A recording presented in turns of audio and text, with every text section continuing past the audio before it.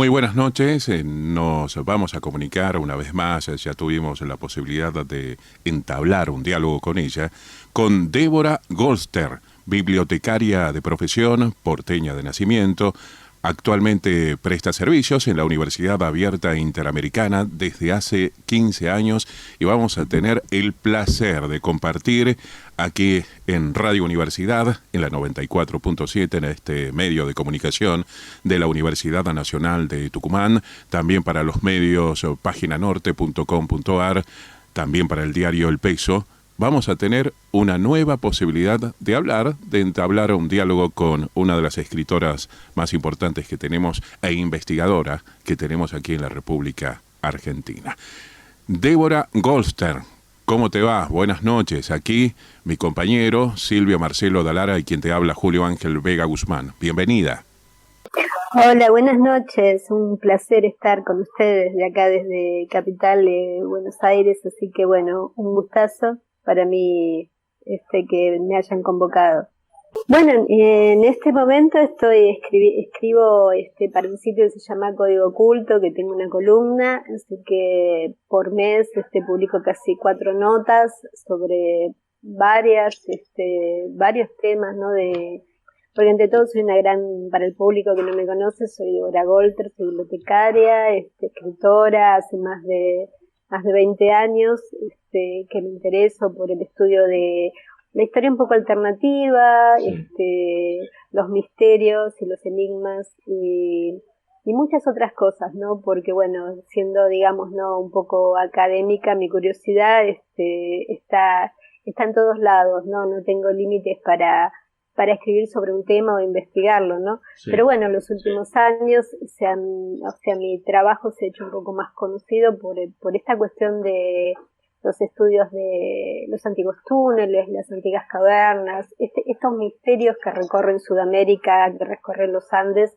Así que bueno, para mí ha sido como una especie de plataforma que me ha hecho un poco conocida, ¿no? Porque era un tema que hasta hace muchos años era un poquito tabú, no se hablaba demasiado, más allá de la leyenda y los cronistas que nos habían legado todas estas cuestiones, pero recién en los últimos tiempos es como que bueno, hay una apertura con esta historia de lo que es Sudamérica, que todavía conocemos bien poco. Débora, esta manía que tenemos aquí en la Argentina de encasillar a los escritores en géneros literarios, bueno, la primera pregunta o reflexión que quiero que nos cuentes es si vos tenés un rótulo o le has puesto un rótulo a tus escritos, y si es así, ¿cuál sería? Contanos. Bueno, me parece que la palabra que me define, soy una gran curiosa, ¿no? De todo, lo fui desde muy niña, una curiosidad, ¿no? Por saber, ¿no? Saber cosas que por ahí no eran no estaban tan de moda en su momento, ¿no? O estaban un poco olvidadas. Me gusta ir para atrás, ¿no? Siempre voy hacia el atrás de todo, ¿no? Cómo son los inicios, cómo son los orígenes de las cosas. Me gusta eso, me gusta investigar eso, ¿no? Cómo empieza todo, de dónde vienen las cosas, como buena bibliotecaria, ¿no? Las fuentes. Sí. Me gusta la cuestión de las fuentes, de dónde salen las cosas. Así que bueno, mi trabajo pasa un poco por ahí, ¿no? Por poner ese toque un poco bibliotecario y un poco de curiosidad, un poco de escritora, un poco de investigadora con el tiempo, y lo digo con humildad, ¿no? Porque hay que decir que uno es investigador, pero y más investigación de lo que yo desarrollo, ¿no? Así que bueno, pero me defino como una gran curiosa sobre todo. Débora, quisiera hacerte una pregunta. Tu primer libro se refiere a la Cueva de los Tallos, que es una caverna que estaba entre el límite de Perú y Ecuador. Y hemos visto que en la publicación española, Código Oculto, has publicado también una investigación subterránea, pero sobre el Gran Cañón. ¿Qué vinculación existe entre ambas? Mira, o sea, nos habla de esto, bueno, con lo que respecta a la historia de de los tallos es una historia que, bueno, que nos compete porque, bueno, está involucrado un húngaro nacionalizado argentino que fue Juan Moritz, para aquellos que no lo conozcan, y que él a fines de los 60, más o menos del 65 en adelante, después de haber venido a su Hungría natal, en los 50 estuvo en la Argentina, después estuvo en Sudamérica, y él después decide irse a Ecuador, y ahí primero vino con una búsqueda específica que fue la búsqueda de, como era muy, muy habitual en esa época, buscar el tesoro de Atahualpa, ¿no? Que sigue siendo como el gran tesoro a encontrar, ¿no? O sea, que ni siquiera los conquistadores todavía han dado con él, así que bueno, se convirtió como un tesoro legendario.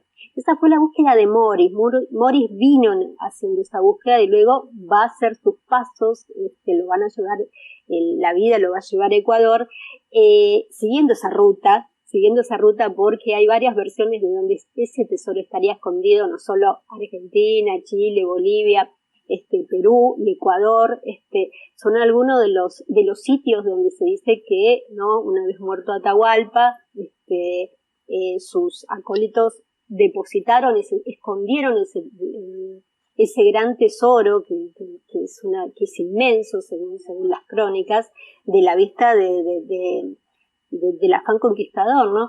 Sí. Así que bueno, hay muchos países que se han disputado, y Morris elige finalmente radicarse en Ecuador, siguiendo esa ruta, digo lo mismo, pero el destino lo va a llevar a realizar otra cuestión, que es la cuestión esta de una cueva específica, como bien dijiste, en la frontera que rige entre Ecuador y Perú, en plena selva ecuatoriana, una caverna que se llama la caverna de los tallos por los pájaros que lo habitan. Es una caverna que incluso Darwin ya había reseñado en su obra naturalista. Así que bueno, era conocida desde ese punto de vista porque era una caverna muy, muy especial. Y Moritz, lo que habla y lo que él certifica en el año 69, dice haber encontrado vestigios de una civilización desconocidos a los anales americanos, lo cual, bueno, hace que una especie de explosión, digamos, ¿no? Porque, digamos, era un tema que recorría los rumores de la historia, el rum histórico, pero siempre había como una cuestión de que eso tenía que ver más con la cuestión legendaria y no con algo real y vivo. Y Morris habla de haber encontrado algo real y vivo, lo cual es muy sorprendente. Y bueno, empieza toda una historia desde el año 69, cuando él lo hace oficial a través de un acta notarial que eleva al gobierno ecuatoriano, aunque bueno, después pasan cosas y bueno, es lo que dice que también habla de que esa cuestión de esos vestigios de una civilización desconocida en los anales americanos tiene sus orígenes subterráneos. Entonces nos pone en un brete académico bastante inquietante, porque bueno, la historia, si bien se hablan de estas trincanas, de estos túneles, de estos accesos a las entrañas de la Tierra, hasta el momento, digamos, es más parte del mito que de otra cosa. Pero Morris, bueno, lo que hace es esto, ¿no? Marcar que ese mundo puede ser cierto. Él decía que se podía caminar desde Estados Unidos, y ahí viene, respondo tu pregunta, hasta la Patagonia. Ahora bien, lo del Cañón Colorado, lo que yo llego a la cuestión, ese descubrimiento también muy importante. Te hago una pregunta antes de que continúes, Débora. ¿Tiene alguna conexión la Cueva de los Tallos con la Cueva de los Guácharos que está en Venezuela, antes de continuar con el cañón? Mucha. Donde hay un guácharo, donde hay un tallo, hay una señal de ese mundo, ¿no? Eso es lo que marca la leyenda. Muy bien, está muy bien, porque eso es lo que Morris decía, que esa enorme caverna venezolana también estaba vinculada con, porque él decía, ¿no? Que entrando en esa caverna se podía salir a Perú y se podía salir a otros países, ¿no? Lo dijo él, es muy difícil todavía comprobarlo, hay muchos accesos que están como derrumbados, no es que uno puede ir caminar por ese mundo, pero ciertamente una de las menciones que hace Morris es precisamente la Cueva de los Guácharos, que es una cueva tremenda que está ahí en Venezuela, ¿no? Y anduvo por Venezuela Morris. Ahora, con respecto volviendo a lo del Cañón Colorado, por ahora, por el momento, yo creo que sigue siendo más una leyenda, pero yo no pierdo las esperanzas de que alguna de las cuestiones Norteamérica es tremenda la cantidad de información que hay con respecto a cuevas, túneles, que todavía no sabemos absolutamente nada y debido al secretismo a veces que rige y de un país tan poderoso como es, ¿no? Pero Sí. tengo recogida inmensa cantidad de información con respecto a ese mundo de exploradores, de espeleólogos, de aventureros, de montones de personas que han asegurado que en esas tierras y en otras tierras se han encontrado con cuestiones bastante singulares, ¿no? Con respecto a las cuevas y estos túneles que todavía siguen siendo esquivos para nosotros. Y en este camino que has elegido, en esta investigación literaria que haces permanentemente en tus escritos, en tus libros, Débora, quiero preguntarte si tienes en este sendero que elegiste algún referente aquí en la República Argentina, o referente a nivel internacional. Bueno, trato de ponerle, cuando yo me inicié en esta área en particular, que fue en el 2008, cuando empiezo con mi blog, que se llamaba Crónica Subterránea, y siempre me dieron curiosidad estas historias, ¿no? De túneles y de cuevas, y llegó un momento que decidí, como que, bueno, ponerle mi impronta, ¿no? Porque hasta ese momento es como que yo sentía que era un área que no estaba muy bien desarrollada dentro de lo que era la naciente Internet, si quieres decirlo, ¿no? Me parecía que era un área que se decía siempre como una cuestión más de no muy en serio. Entonces lo que yo hice es poner estas cuestiones un poco en forma, y eso fue lo que llamó la atención. Me parecía que siempre nos hacían como mirar un poco fuera de la Tierra, y no estábamos mirando, como que la Tierra ya estaba todo desarrollado, ya está todo escrito, no hay misterios. A mí me parecía que ese es un misterio que todavía nos queda mucho por andar, ¿no? Entonces creo que, bueno, mi granito de arena ha sido en esa área, que creo que me parece que todavía queda mucho camino por recorrer, ¿no? Y siempre trato de ponerle una cuestión un poco, siempre hay que tomar distancia de estos temas, es muy difícil cuando se meten en estas rutas, no es fácil seguirlo, porque bueno, digamos, todo lo que es enigmático, misterioso, todo lo que es maravilloso o fantástico, ¿no? Siempre es como que puede hacer perder el verdadero norte, ¿no? Así que es difícil mantener un poco el equilibrio, pero lo trato. Una pregunta. En tu artículo sobre el Gran Cañón del Colorado, usas una expresión referida a Charles Hoy Ford. ¿Qué influencia ha tenido él en tu trabajo, en tu búsqueda? Bueno, yo tengo una gran simpatía por él, porque además él fue un poco también, fue una especie de bibliotecario, ¿no? De otra forma, ¿no? O sea, fue un gran recolector de información en una época que todavía, fines del siglo XIX, principios del siglo XX, o sea, Charles Ford es como que, bueno, marca esta cuestión fortiana que se va a llamar después, ¿no? De recopilar datos raros, ¿no? De cosas que estaban pasando en la Tierra y que nadie estaba tomando información, y él decide poner el acento en esas cosas que otros hubieran descartado, ¿no? Si bien muchas de las cosas de Ford pueden sonar un poco, ya te digo, ¿no? Un tanto fantástica, pero bueno, él dejó como buen, ya digo, ¿no? Un buen bibliotecario, que aunque no lo fue, creo que, digamos, lo tenía adentro toda esa cuestión, y él nos dejó citas, biografías, fuentes, o sea, de dónde sacaba la información, de todos los artículos que estaba leyendo.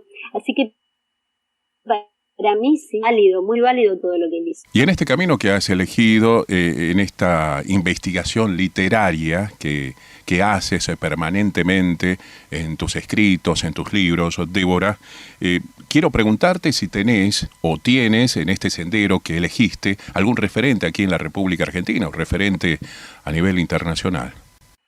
No, tenemos. Tino Meguino es el padre, ¿no? El fundador del Museo Natural de Ciencias de La Plata, que fue un gran autodidacta. Lo que pasa es que tuvimos muy buenos autodidactas, gente que llegó a tener cargos altos, pero que no tenía la formación académica a veces que se la requería.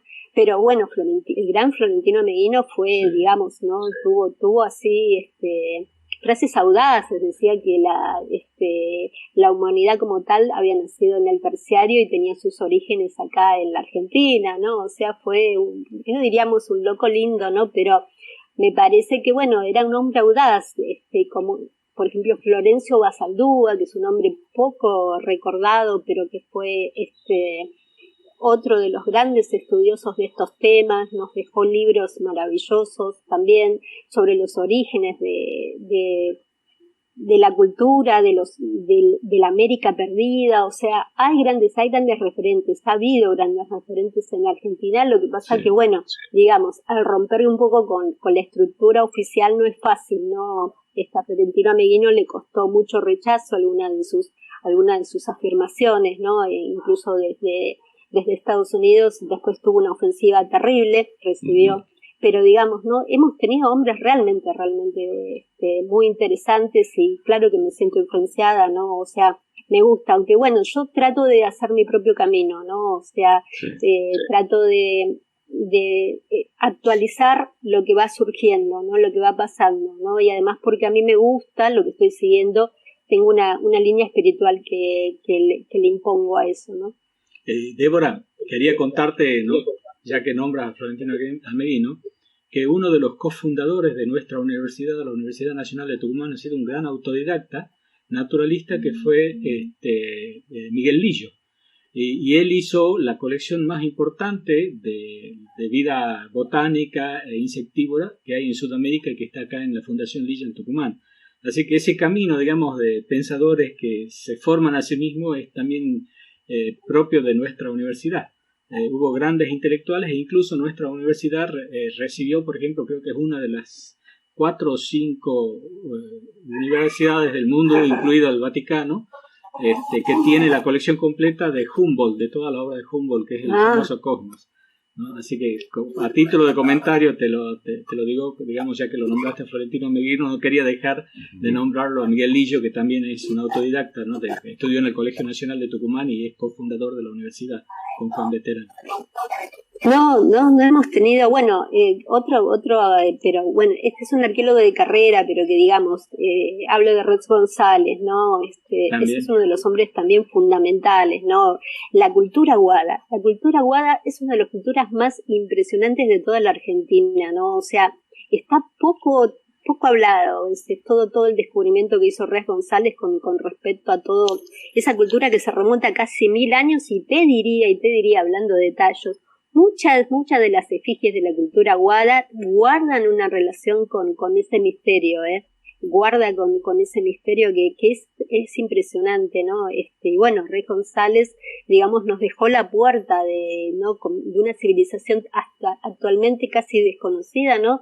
Que además tallaba de una forma impresionante, ¿no? Cosas así de metal, como pocas veces visto, ¿no? Me parece que esa es una de las cuestiones de Argentina que pocos han rememorado, ¿no? Porque se dice, ¿qué hay en Argentina? Bueno, a veces no podemos competir con lo que es, por ejemplo, ¿no? Lo que significa Perú, lo que significa Bolivia, porque tenemos evidencia más tangible y en superficie, pero lo que es la cultura guada me parece que se ha excavado solamente, no sé si un 1 o 2% de toda esa maravillosa civilización de casi 1000 años de antigüedad. Bueno, me parece que, y Tucumán, ni hablar con sus famosos, ¿no? ¿Cómo se llama? Túmulos, los famosos túmulos de Tucumán. Exactamente. Bueno, ese es otro gran misterio, ¿no? Ese es un enorme misterio. Me parece que Argentina todavía ni ha hablado, ¿no? O sea, somos tierra de dinosaurios, ¿no? Por empezar, ¿no? O sea, nuestra antigüedad se remonta hace milenios, ¿no? Pero me parece que todavía Argentina, a ese nivel arqueológico, todavía tiene que ir hablando más, tiene que hablar más. Uno te escucha, Débora, te escucha con esa pasión que hablas de los temas que escribís, de los temas que seguís, y se pregunta, ¿cuándo comenzó esa pasión? Fue lento, porque cuando empezó un poco de niña, bueno, mi padre, ¿no? Fue un poco el instigador, ¿no? El que me empezó a dar libros sin sin ninguna recomendación específica, que lea, que empiece a leer, ¿no? Y yo después, bueno, tuve una experiencia, cuando era muy jovencita con mi mamá, una experiencia ufológica que siempre la cuento, ¿no? Que un poco me dejó como un poco pensando, ¿no? Pero yo después eso si bien esa experiencia fue importante, dejé que eso no lo tomé como una cuestión obsesiva, sino que sentí algo extraño, ¿no? No debo decir, porque tenía entre 6 y 7 años cuando me ocurrió ver un ovni, ¿no? En la época de los 70, ¿no? En ese entonces yo vivía en La Boca, así que fue toda una experiencia un poco extraña. Así que, pero yo pensé que todas estas cuestiones que yo tenía internamente, de estos misterios, de que me interesaban, iba a ser cuando uno es chico tiene esta cuestión, esta adhesión por lo fantástico, por los misterios, y pensé que iba a pasar, ¿no? Que con el tiempo eso iba a pasar, ¿no? Iba a crecer y eso se iba a olvidar. Pero bueno, la cuestión que no ocurrió así, llegué a la etapa adulta y tuve que tomar una decisión, porque eso seguía internamente en mí, así que tomé la decisión de lanzarme a ese misterio que me es como un llamado, ¿no? Sentí que era como un llamado que yo tuve, ¿no? Así que bueno, y bueno, fue despacito, fue madurando, yo también tuve que madurar las ideas, madurar lo que quería hacer y donde quería poner el acento, y sobre todo, bueno, me ayudó mucho el tema de después de escribir mis primeros libros, entonces, y ya, para entonces ya escribí artículos, pero bueno, es una cuestión de maduración, porque como digo, siempre con estos temas es difíciles, son temas que todavía falta mucho por trabajar, y es difícil tomar distancia, pero bueno, traté de que eso no equilibrio, ¿no? El equilibrio, yo siempre busco el equilibrio con todo, pero bueno, sí, la pasión vino desde joven, desde muy joven. ¿Y ya van cuántos años, Débora? Y tengo 54 años. O sea, todo un camino de pasión que seguiste estos temas. ¿Y cómo te ha tratado el lector argentino, por ejemplo?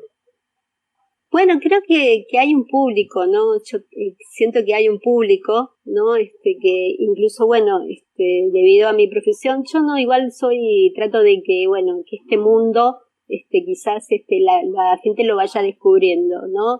Vayan descubriendo a Débora de algún modo, ¿no? No. Así que, pero creo que sí, que un público que siempre ávido, trato de que lean, siempre estoy recomendando libros más allá de los artículos, siempre digamos que es una época también, ¿no? Que la gente le cuesta un poco leer, le cuesta un poco leer un artículo, le cuesta interpretar. Trato de trabajar en las fuentes, de las fake news, me ocupo mucho de eso, de dónde vienen las cosas, de dónde salen las cosas, entonces trato de un poco que se fijen la gente de dónde salen las fuentes, que no tome todo literal. Bueno, ese es un poco mi trabajo, ¿no? Un poco siempre haciendo un poco de educación, un poco en lo que respecta a mi trabajo. Una pregunta, Débora. Recién comentabas que tus inicios tenían que ver un poco con una experiencia ufológica y según estamos viendo con Julio, hemos visto que tus últimos artículos tienen que ver un poco con la experiencia de contactados, como ese artículo del Proyecto Camelot, por ejemplo, y el anterior que publicaste en Código Oculto. ¿Hay un regreso a esas fuentes? Me gusta, a mí lo que me gusta es la historia de la ufología, ¿no? Me gusta la parte histórica, ¿no? O sea, cómo el fenómeno va interactuando con las épocas, ¿no? Cómo nos va afectando, ¿no? Porque tuve claro cuando me pasó esa experiencia, ¿no? Que sentí que no venían ¿no? Porque digamos, si uno tiene 6 y 7 años, en pleno barrio de La Boca, ¿no? Vi un ovni todo plateadito con su clásico sombrerito, ¿no? O sea, que estuvo a una altura considerable de una escuela donde yo había hecho el jardín de infantes. Bueno, siempre después con el tiempo y rememorando esa experiencia pensaba de que no habían venido de ningún lado, ¿no? Porque ¿quién va a venir a ver a Deborah Golster y su mamá a La Boca? No, digamos, desde el espacio exterior. Pensaba que ese fenómeno no tenía un origen espacial o cósmico, ¿no? Sentía que era algo mucho más cercano, ¿no? Y eso es uno de los interrogantes que con los años me he ahondado, ¿no? ¿De dónde viene? ¿Qué es ese fenómeno? ¿De qué trata? ¿No? ¿Cómo está formado? ¿Cómo está conformado? Y así me ha llegado, bueno, no tengo realizado más de 70 entrevistas, ¿no? con algunos de los ufólogos y personajes más importantes de esa área, ¿no? Siempre me ha parecido, y siempre no me considero ufóloga, pero me considero que, bueno, esta cuestión de la ufología también es, digamos, no es una rama científica, ¿no? Porque hay muchos ufólogos que pasa que se creen hay como una cuestión científica y bueno, hay que tener cuidado con eso. Y así llegamos al fin de esta animada charla. Hablamos de todos los temas, de esoterismo, ufología local, mundos subterráneos, que son justamente los temas que han generado muchos trabajos, muchos artículos y libros de Deborah Goldstein. Deborah, ha sido un verdadero placer. Gracias por este instante, por este tiempo que nos regalaste aquí a Radio Universidad, a la 94.7, la radio justamente de la Universidad Nacional de Tucumán. Seguramente en otra oportunidad vamos a tener el placer de volvernos a contactar para seguir hablando de estos temas que interesan mucho, no solamente a los lectores de tus libros, sino a todos aquellos que nos escuchan a través de los diferentes medios de comunicación. Hasta siempre, Deborah. Gracias por esta comunicación. Estuvimos así con Deborah Goldster, que es bibliotecaria de profesión, porteña de nacimiento, y bueno, actualmente también presta servicios en la Universidad Abierta Interamericana desde hace 15 años. 25 minutos, 30 minutos en contacto con una de las escritoras más leídas en estos últimos tiempos aquí en la Argentina y también en Sudamérica.